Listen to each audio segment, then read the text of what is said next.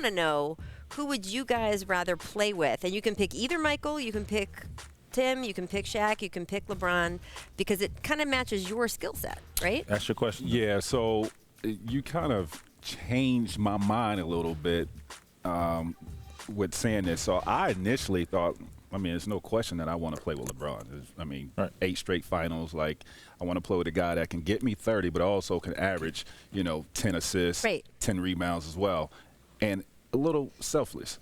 Because you want the ball. I want the ball. Because I'm a scorer. But Shaq is the most dominant guy I've ever seen, I think we have ever seen in our sport.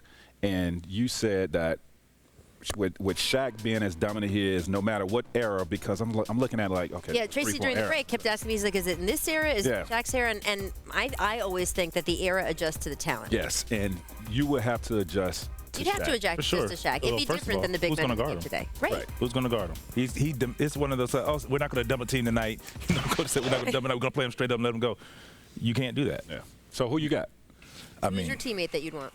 I'm still going to play with MJ. 91. You want 91 MJ? Because he was passing. By 93, by 93, he's like, nah. But no, and I say that, I mean, there again, you knew you were going to the finals. Right. As well. You knew. I mean, and MJ is MJ, but it's just the opportunity, and he made guys better. He's going to make you better. I like playing with guys that who can dominate the game, but they make their cast around them better. What do you guys think is a better? Not that the other guys didn't do that. Of course. On those 5. Pretty elite company all the way around. Obviously. What do you guys think is a better way to talk about Shaquille O'Neal? Because I think people who weren't watching him play at the time, sometimes he sort of receded a little bit, and obviously his personality on TNT and everything. The degree in that 4 or 5 year period of how dominant he was, as you said, who could guard him? You wouldn't put him in the GOAT debate. You wouldn't say, oh, he's not, you don't put him in that top 3 debate. But where do you put him and sort of try to explain to people how powerless it felt to play against him? It's the terminology. When you say most dominant, there you go. Right. Like he was dominant. It's one of those things, and especially back in our time when you run through the paint, you didn't want to get hit by him. Right. Oh, okay. For one, it's just that's just. What did that feel like?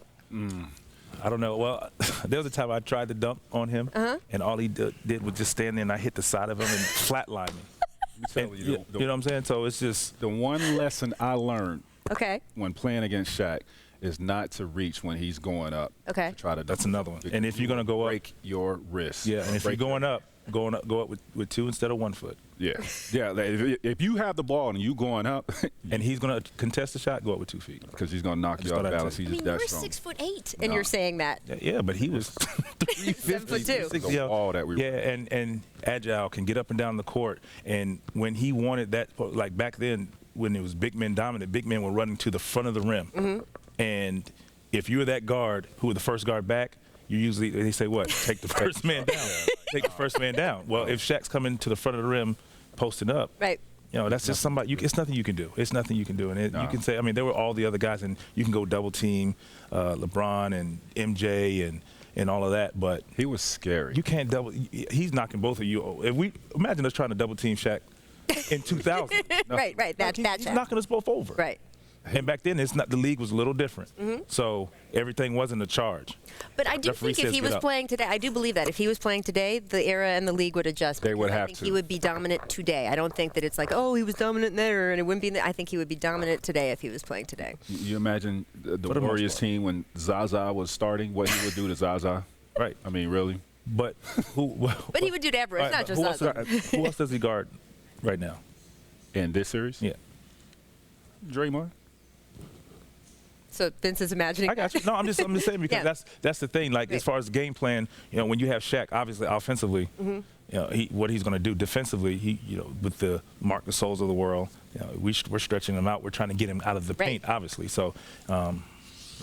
I mean, I agree. They're going to have to. I just think it's interesting because we have. I mean, God, I'm going to fall asleep on this desk if I hear another Michael Jordan LeBron debate. Oh, no. There's so much more. There's so many guys in the NBA who have been so dominant in so many ways, and I feel like we focus so much on who is the best.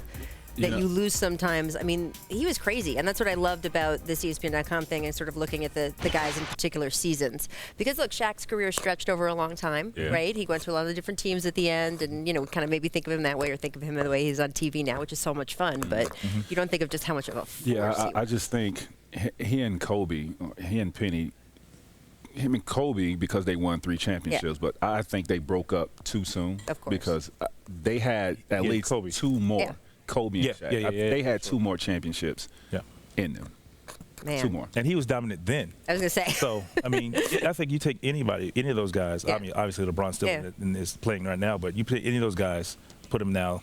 Hell, give me Shaq when I was in my prime. Everybody. That's what I said. That's right. I tried to get him in Toronto. Hey, man. Free agent summer. For real, man. All right.